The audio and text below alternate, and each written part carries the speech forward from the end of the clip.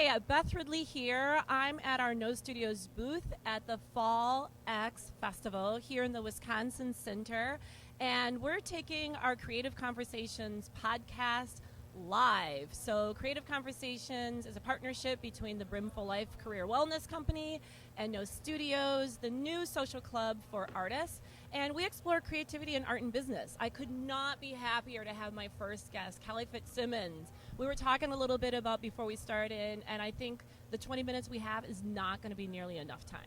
I agree. This is going to be a lot of fun. I am so curious to get to know you a little bit better because you have such an interesting background and everything that you're working on. So we'll throw entrepreneur in the mix, artist. You have a degree in archaeology, which I think is super interesting. You've worked in the tech space as an investor. And I was even talking to you this morning like, hey, how's your morning going? And you're like, yeah, I'm creating songs. Yeah. So I don't even know where to start, but let's start with this morning. Yeah. What's going on with your songs? What's that all about? So it's a wonderful bookend to the story. One of the things that I've decided to do is really invest in myself artistically and make sure that I'm actually actively creating. And it's really easy to get into traps where you're helping others or working with other musicians, but you're not making your own stuff. Yeah. So a good friend of mine who's a professional musician and I were talking, and he's like, oh, I'm so stuck. I'm like, let's just do Songtober. We'll send each other a song every day.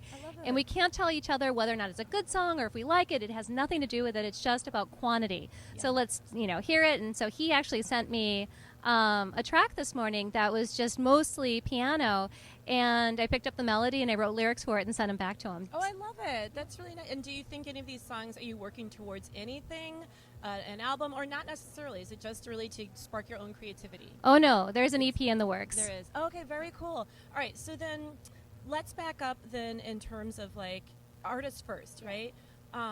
What type of art do you engage in, and have you always been interested in art as a child? Yeah, so I was raised by a single mother, and she was an artist. And one of the problems of that is my mother was really talented. So you can actually see her work over at the Milwaukee Public Museum. She did the murals for the Kwakiutl Indians in the Northwest Exhibit Territory. So, if I ever want to see my mom's art, I can just walk over to a museum and see it. That's pretty incredible. It is. It's but really. Also, I could imagine intimidating as a child. Totally. Like, how can you measure up, right? So, totally. So how did that manifest in your own artistic expression? Well, at some point, I told myself a really bad story. My mom, even though she was successful as an artist, wasn't making it financially, and that had to do with a lot of other things, including alcoholism. But as a kid, I blamed it on art, and I sort of fell into the story that artists starve. I'll never make it as an artist. And although I picked up the guitar when I was 11, I was doing classical guitar, I put it on the shelf really early and decided to use my efforts to be more like my dad. And my dad was an entrepreneur. And there was a lot more social cred involved in being an entrepreneur than being an artist, at least in my world.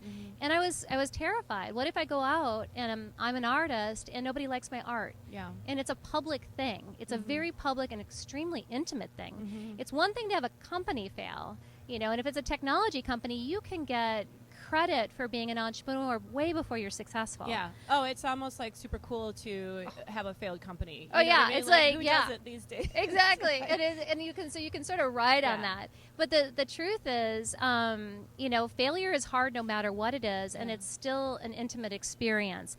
And in the failure of a business, I didn't understand how hard it was until it actually happened to me.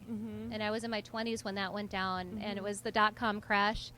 And I had no idea what I was in for, because up until that moment, if I tried really, really hard, I would succeed. Right. And so the story I had in my head was that, if I just worked hard enough, if I just put my nose to the grindstone, it would all work out. And that's not a true story. That isn't always the case. There are things that are beyond our control. Yeah. And when we face those and we hit that wall, it can be really devastating to our sense of identity. Sure, for sure. So you sort of put the classical guitar aside, didn't feel that there was credibility in that. You went and you started a company in that whole .com area. That didn't work out. Well, actually, the first one did great. It was my second one. Second one, okay. So the first one, Sun Tzu Security, actually, through a series of mergers, would ultimately be acquired by Cisco Systems. The second company, called Prism, was proactive remote information security monitoring. It's still the sexiest name I have of a company. I was so proud of it. But it was based on the idea of why have one company when you can have two? Yeah. Back in the dot-com go-go 90s, like, there was so much bad information out there about what to do in business. And it was like, I just fell for it all. You're reading companies, you're reading magazines like Fast Company, and they're saying things like, have multiple companies, and then, if one fails, the other one can succeed. And I had no idea how to focus, and it was a perfect setup for failure. So then how did you pick yourself up after that? And then where did you end up going? And does the guitar ever weave its way back in? Yeah, it does. So what ended up happening was that I didn't bounce right back. I faked it. I was the CEO of now a combined company, Sun Tzu and Neo-Hapsis, which has now taken the name of Neo-Hapsis. And I'm down in Chicago and running this really successful company. But for those 3 years, I was carrying a massive secret, which was that when the company failed, I had taken on $5 million in personally guaranteed debt. Okay. And I was terrified that people would find out. Okay. And so I was, putting on the veneer of professionalism and my game face during the day. And then at night, I was falling apart. Yeah. There was such a schism between reality and my sense of self and where I actually was, that I wasn't being true to myself. Yeah, you can't be authentic. You feel shame and embarrassment, right? Oh my gosh, you don't want anyone crippling. to find out. Crippling. And so I was wallowing, and I wandered into some of the darkest places. I dealt with suicidal ideation for 3 years, thinking, well, maybe if I die and they can't figure out how, I could pay off the debt, through insurance. And you're still really young. Oh my at this gosh, point, I'm right? at that point 31 years old. Yeah. Wow, that's a lot to be carrying. Yeah, and and I had no sense that anybody else had ever dealt with this. You look at any successful entrepreneur and you read their bio, and it's like they were always successful. Yeah. And you don't see this part of the journey in those stories, right? Yeah. And so it leaves this dangerous impression that we're the only idiot that's made a cataclysmic mistake, and that can be deadly. Yeah, for sure. So tell me a little bit about then how you worked your way out of that, because clearly you did, right? Yeah. And I think that I 100% agree with you. We only shine the spotlight on the end game of success and not the journey to there. So anything that you can share that would be helpful advice as you found your way back, what would you recommend for other people who are finding themselves sort of in a low period? Yeah, there's a lot of low periods. So, if you read any articles on entrepreneurship, it is always about Act 3, the success, the amazing moment. And my amazing moment was that Neo-Hapsis actually got picked up for a roll-up in the industry, and so we exited for brand, but we were for professional services firm, so we had no business exiting for what we exited for. So it was a really good outcome, which was completely unanticipated, and it helped me pay off that debt. Yeah. There was money left over, and so what did I do? Did I take a vacation? Did I, go to an ashram? Did I do anything to feed my soul or, help my mental health? Yeah. No. 30 days later, I started a new company.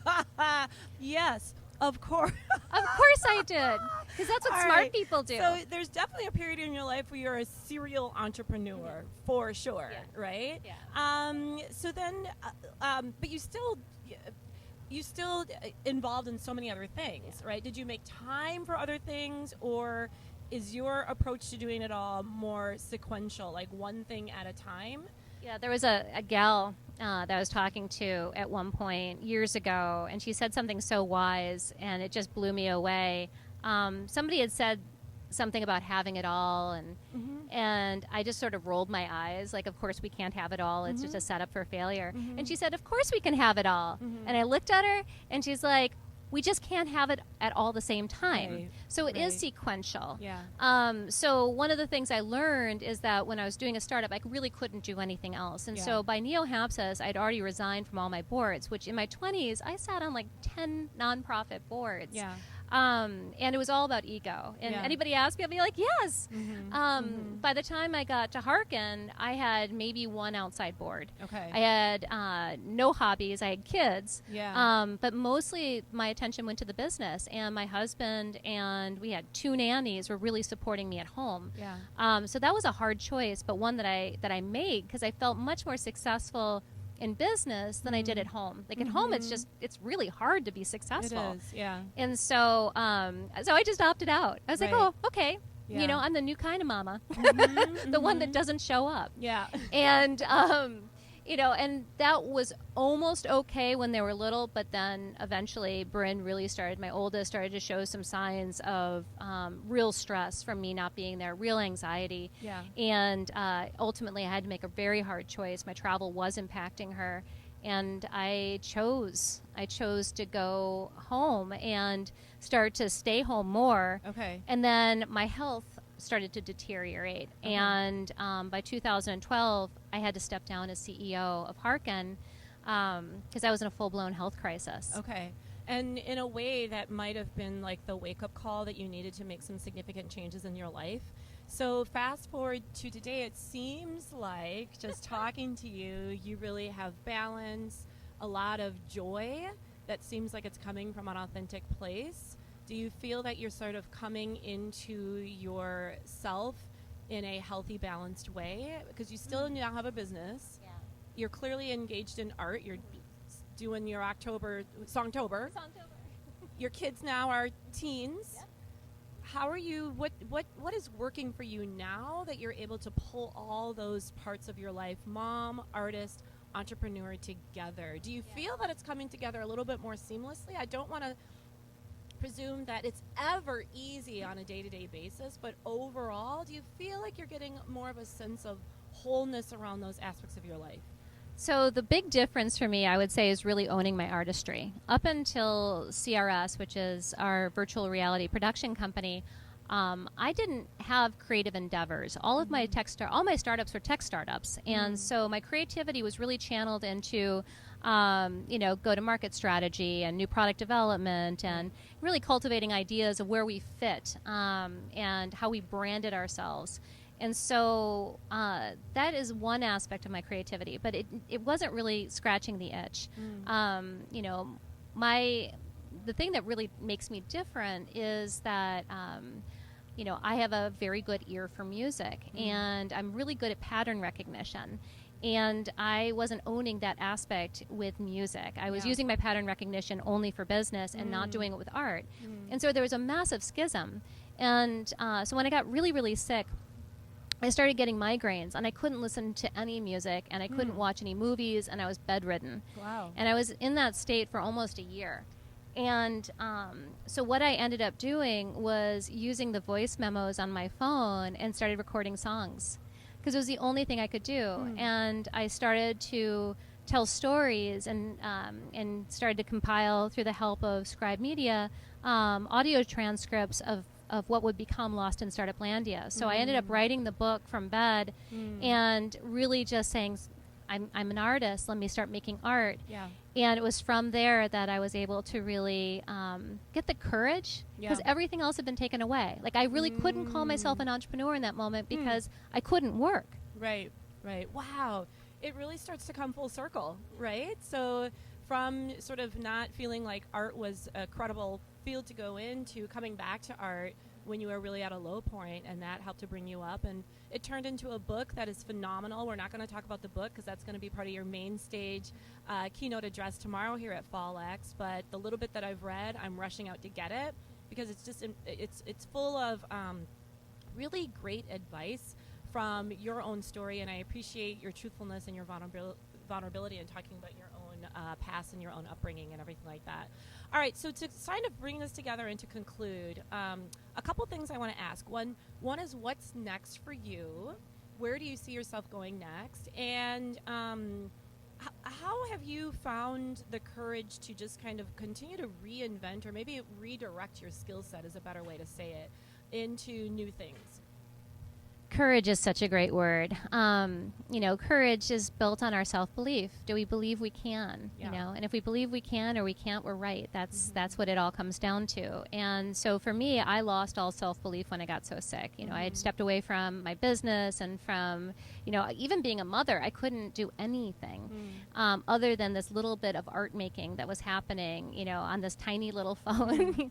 And I think there was something about that where I realized that for me to be successful, I had to rebuild my self-belief. I had to figure out how to believe in myself again. Yeah. And so what I started doing was these little acts of courage, things that scared the daylights out of me, things that I'd see my friends do or other people do, and I'd say, like, that's badass. So give me an example. So actually, we share one of them. So one of them was band karaoke at 88.9. Yeah. Indeed, we do share that. Yeah, we do. What was your song? So mine was Joan Jett, I Love Rock and Roll. And I dressed up as a total badass. I mean, I pulled on my inner Joan Jett. Yeah. And I got on stage, and that night I had a migraine, and I really don't remember most of it. Did you feel like you were going to throw up? Oh yeah. Me oh yeah. too. Oh, I know. I was there for the pre-show.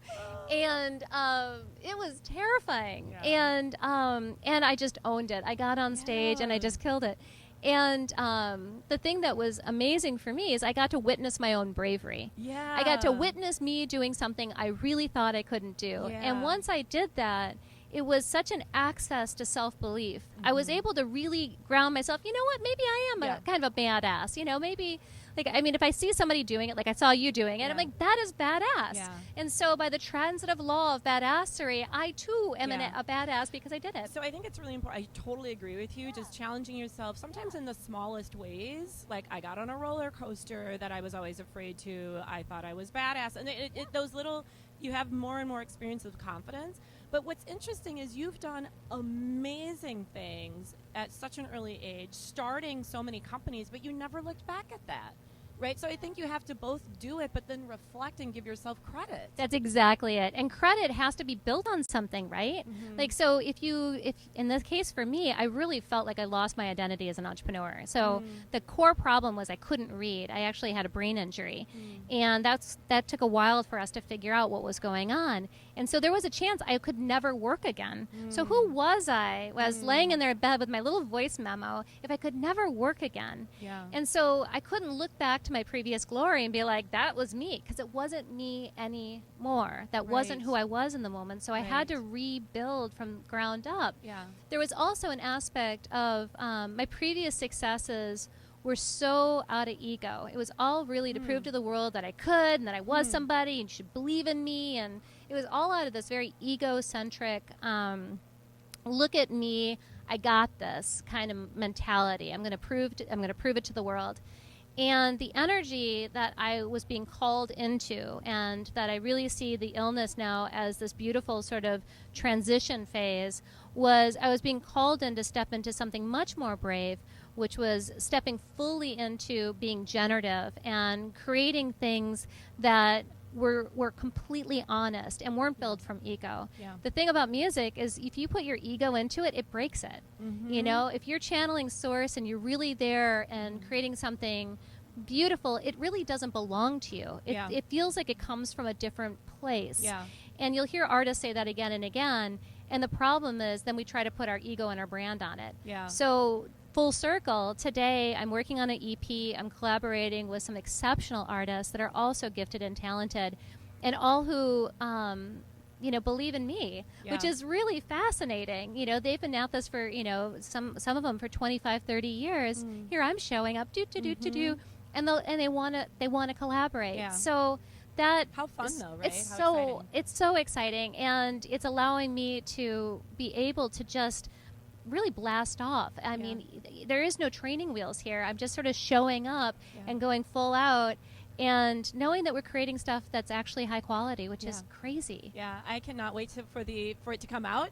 So excited to see what's next. And I think what an inspiring message that I want everyone to hear in terms of leading from your own place of purpose and passion, not necessarily what you think you should be doing, or not necessarily just for the ego or even anticipating the outcome, But if you really do what's in you and pursue that and really invest in the journey, I think the outcome will come, right? I think that's so But beautifully I think said. It's a lesson that often we learn much later in life. I think we just need some life experience under our belts. But man, it's a lesson that I want to pass on to my kids so that they can maybe avoid some of the hurt and pain by living somebody else's expectation of what they should be instead of being true to themselves. And, you know, what I've come to learn through this experience is that we can't save them from that. You know, it's like that's actually what's important. It's like you can't see the constellations until you're in the dark, and that's how purpose is. It's like purpose emerges from our darkest times and places. We get to start it. That's the only time we can really see it, when reality shows up and tells us in no uncertain terms how we are doing. And that's failure. And you can't actually get to the other side and find meaning and purpose until you've failed. Otherwise, it's, you know, a good guess. But that's really the gift of failure, and that's where we can start to cultivate compassion for ourselves, that we are fallible, you know, delicate and creatures. There's another side to it. So even in you've had a lot of low moments and believe it, and at the time when you're in it, probably not even thinking that there is another side to be had. Oh no, but I mean, I stick with it, and I always try to tell my kids, like, nothing is permanent. You know, every problem has a solution that'll eventually materialize. So, but sort of working through that and getting to the other side. And look at what the other side has in store for you. It's like so many amazing things. It can be amazing. And I do actually, Jeff, my husband, is trained to tell me, you do realize this is going to be better tomorrow. And yeah, I mean, our joint friend Richie Burke. Yes. I had gone to him one day because he was like, "How's the business going?" I'm like, "Oh, I don't know." He goes, "You know what? This is the worst you'll ever be." Like, exactly. Like, well, now I feel better. Right. If you do, like, he's like, "This is the worst you'll ever be. Every day you're getting better." I was like, "Well, okay, now I actually do feel better because." Yeah, if this is the worst. If this is the worst, I got this. I can handle this. Right. And that, I think, is also the gift of being stretched and creatively, right? Is when you get stretched and you feel the pain, right? And you're really having a bad day. Yeah. Sometimes your worst day and your best day can be minutes apart. Yeah. When you have a business. Like the next email in might be that new contract or that new customer or that new opportunity that you didn't see. Yeah. And where you're sitting there wallowing, thinking it can't get worse, suddenly like the light comes in. So I think that's also the giftedness of and the gift of being in business for ourselves is that we get an extreme of emotions. The spectrum is wider. We get more out of life in some ways because we're taking the bull by the horns and we're saying, look, I'm going to wrestle this and this is going to be on my terms. And then the universe is going to kick us in the face and go, oh no, it's on my terms, just kidding. And we're like, wait, okay, do I have this? And then we get back in. And so it's this beautiful wrestling with our ego, our identity, our fears. And I think that's what makes entrepreneurship, and I do mean this across genres, because entrepreneurship is also musicianship. It is artistry. It is absolutely part of it. Is that you get this beautiful opportunity to live full spectrum. And you also can cultivate who you are, because from a professional and personal development standpoint, there's nothing like this gauntlet to help you become a better human being. Yeah. So beautifully articulated. I can't wait to hear your keynote tomorrow. Thank you. And I'm going to go get the book Lost in Startuplandia. I think there's so many good nuggets in there. Thank you. I'm so appreciative that you wrote it on your phone memo. It started there to bring it to the world. Yeah. Now, I know that you got a lot going on and you're working on your music thing. I do have a business idea for you. I'm ready. You really need to go into market a night cream, because I don't understand how you did all this, but you look like you're 25. Oh my God, I love you. I love you so much. So you're going to have to really explain that to me. Well, I was actually thinking the exact same thing. Right. First time we met, I followed her around a party and I was like, you are so beautiful. And both is just like, okay, who's my stalker? No, but see, what you have is you have beauty on the inside. As do you. Which you've talked about in your book and through this conversation. I'm what a great way for me to start my day. Yeah. Thank you very much. But you also have beauty on the outside, too. You got it all going on. I think you could sell that. You do. Thank you, Kelly. This is awesome. Thank you.